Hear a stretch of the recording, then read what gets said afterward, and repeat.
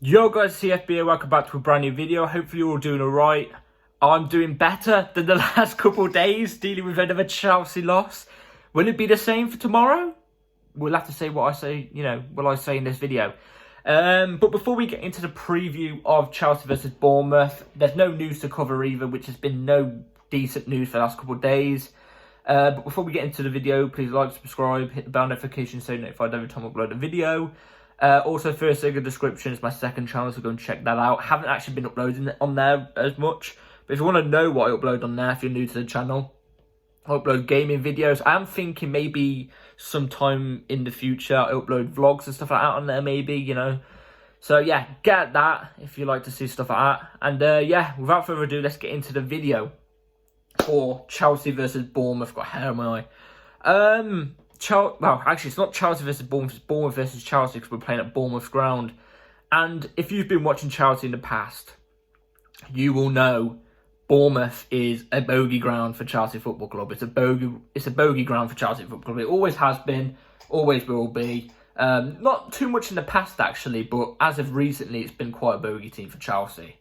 But as I'm speaking to you right this second, Chelsea's form is, in the last 5 games, as I'm looking right now, 4 losses and 1 draw. Whereas Bournemouth's form in the last 5 games is 4 wins, 1 loss.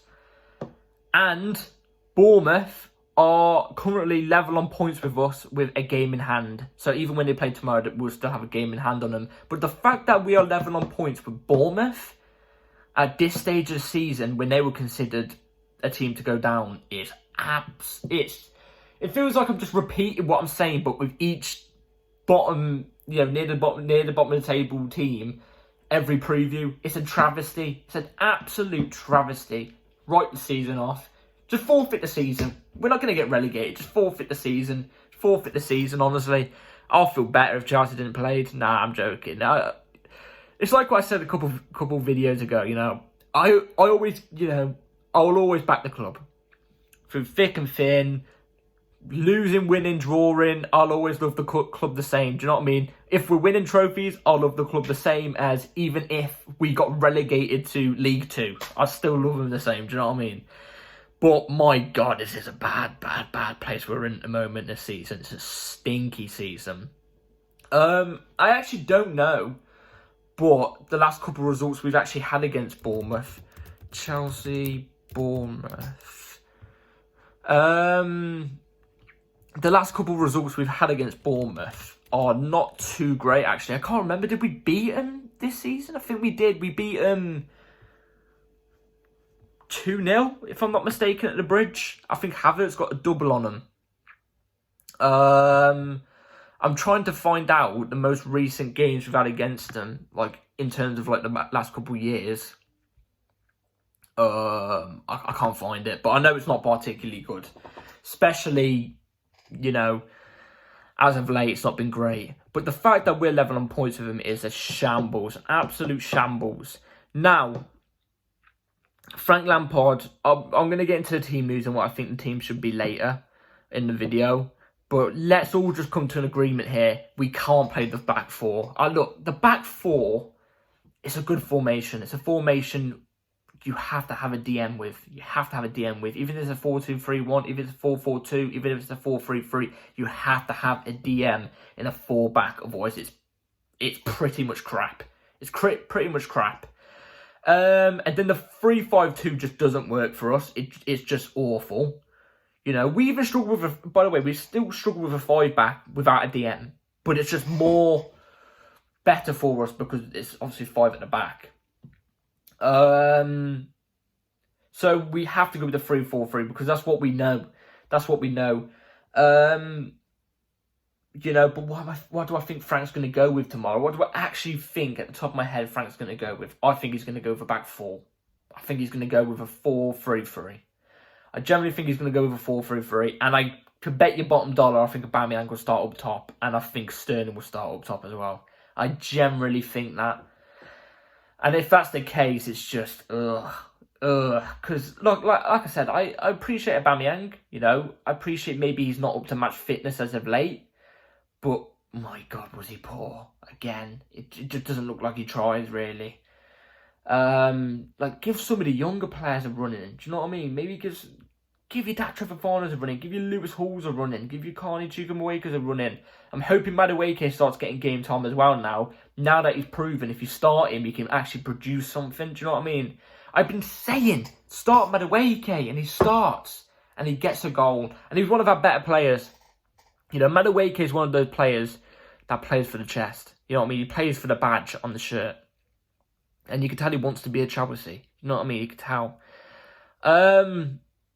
Like I've already said in this video, Bournemouth are a bogey team. I wouldn't say a bogey team, but when we go to their ground, it's a bogey team. We never seem to perform. They've been on actually some good form, like I said. We've not been on form, but are they beatable? That's the question. With our team, with the set of players that we have, even in a 3-4-3, should we be beating this Bournemouth team? Yes. Yes, we should be. But what's holding it up? Just really, really, really stinky form. The manager as well. I'm sorry, but Frank Lampard. Can we just get this? Can we just get this now? Frank Lampard's not a good manager. Frank Lampard is not a good manager. The player, you know, he's one of our biggest legends. Frank is. You know, I love the player. I love the man, Frank Lampard. But the manager, oh my days, it's so bad. Like, I thought he was only just a little bit worse than Potter, you know. But I thought he would get a little run going with this Chelsea team, because of his aura. But my God, my days. Stinky.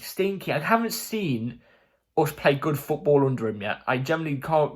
I haven't watched even 30 minutes of a game and gone, oh, we actually look like the better team today, Even if we're not playing that great, we still look like the better team. Every time I'm watching us, I'd rather bleach my eyes and stare at paint drying for about 90 minutes, with no help. That's how bad it is. But, like I already said, you got to stick through it. You got to stick through it. And luckily, we haven't got long this season left. Some teams after this will have 3 games left. We will have 4 after this. Luckily, there's not long left. Yes, it's just been a long season. And, yeah. So, let's get into the team moves, what I think Chelsea should go with for tomorrow against Bournemouth.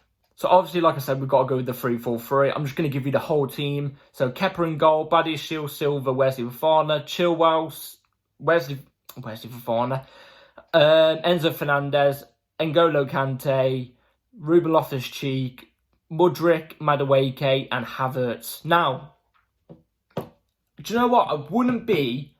Look, I've defended Kepa. I think Kepa is a good keeper. I just think he's let down by some mistakes. If he fixes up on the little mistakes that he does, I reckon he could be a solid keeper. But let's be real, he's not a number 1 for Chelsea. Even in the future, we will need to look at getting a goalkeeper in.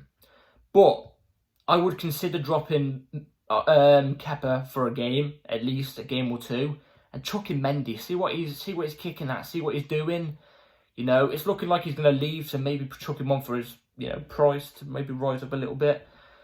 Maybe Mendy puts in a little bit of better performances the next two or 3 games. You know what I mean?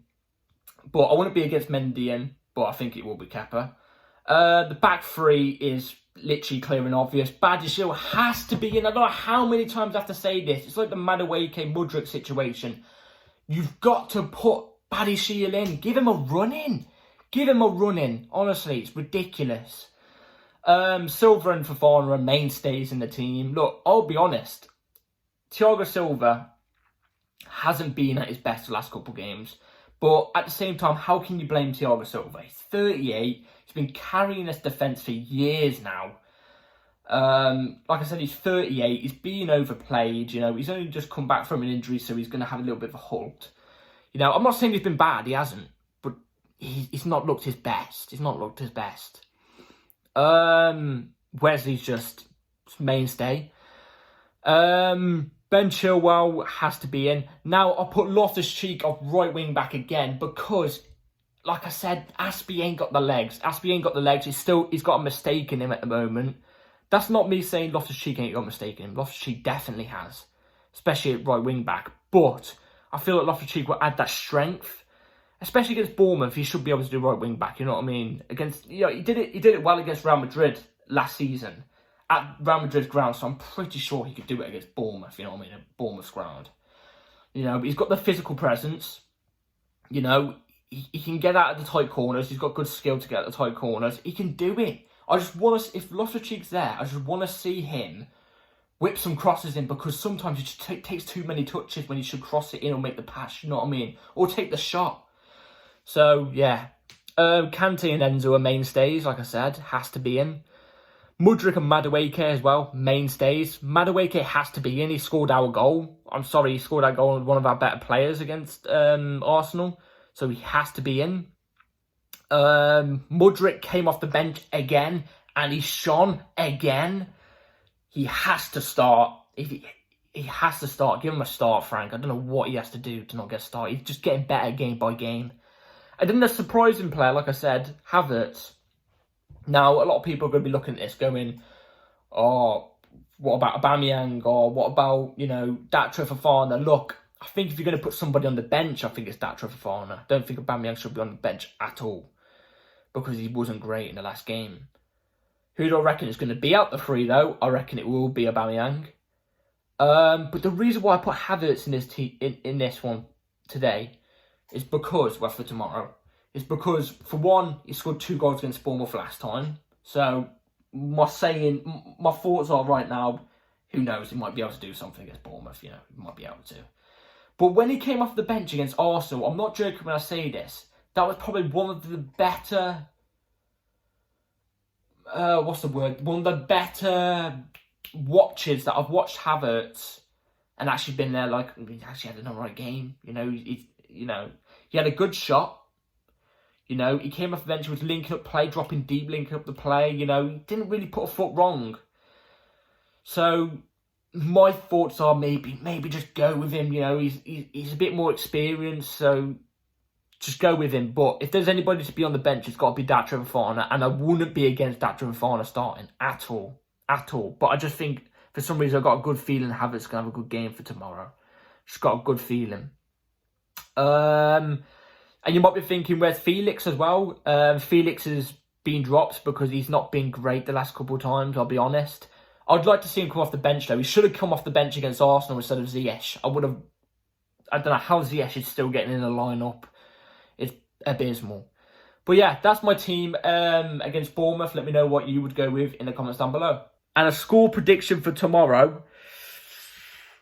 Well, we've played 7 games with Frank Lampard and we've won 0. We've lost, like, I think it's 7. I don't think we've actually even drew a game with Frank Lampard. At least in the Graham Potter we drew.